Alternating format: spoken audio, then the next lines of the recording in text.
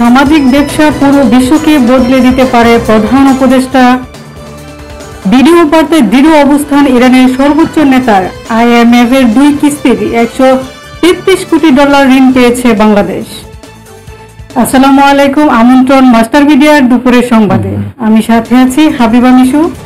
এতক্ষণ শুনছিলেন প্রধান শিরোনামগুলো, এবার জানাচ্ছি বিস্তারিত। বিগত সরকার সামাজিক ব্যবসা দিবস পালন করতে দেয়নি বলে মন্তব্য করেছেন প্রধান উপদেষ্টা অধ্যাপক ডক্টর মোহাম্মদ ইউনূস। আজ সকালে 15তম সামাজিক ব্যবসা দিবস উপলক্ষে সাভারে জিরাবতী সামাজিক কনভেনশন সেন্টারে 2 দিনব্যাপী কর্মসূচির উদ্বোধনী অনুষ্ঠানে যোগ দিয়ে তিনি এই কথা বলেন। আরো জানাচ্ছেন নাহিদ কামাল। এবারে আন্তর্জাতিক।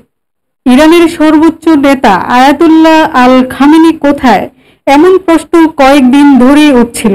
ইরান ইসরায়েলের মধ্যে 12 দিন ধরে চলা সংঘাতের সময় মাত্র 2 বার বিবৃতি দিয়েছেন তিনি, তবে জনসমক্ষে আসেননি। তার মৃত্যু নিয়েও শুরু হয়েছিল গুঞ্জন। এরই মধ্যে খামেনির একটি ভিডিও বার্তায় রাষ্ট্রীয় টেলিভিশনে সম্প্রচার করা হয়েছে।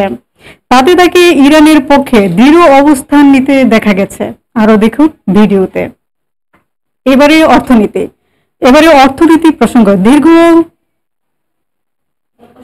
দীর্ঘ দর কষাকষি ও অর্থনৈতিক শর্ত পূরণের পথ পেরিয়ে আন্তর্জাতিক মুদ্রা তহবিলের IMF চতুর্থ পঞ্চম কিস্তির মোট $133 কোটি পেয়েছে বাংলাদেশ। এর ফলে প্রায় 2 বছর আবারও পুরনো পদ্ধতির হিসেবে দেশের বৈদেশিক মুদ্রার রিজার্ভ $30 বিলিয়ন ঘর ছাড়িয়ে যাচ্ছে। আরো জানাচ্ছেন সাবিত সারোয়ার। এবারে ভিন্ন প্রসঙ্গ। জাতীয় নাগরিক পার্টির NCP যুগ্ম আহ্বায়ক সারোয়ার তুষারের বিরুদ্ধে যৌন হয়রানির অভিযোগ করেছে দলটির সদস্য নীলা ইসরাফিল। সামাজিক যোগাযোগ মাধ্যমে ফেসবুক একাধিক পোস্টে তিনি অভিযোগ তোলার পাশাপাশি এ নিয়ে নানা মন্তব্য প্রক্রিয়ার জবাবও দিয়েছেন।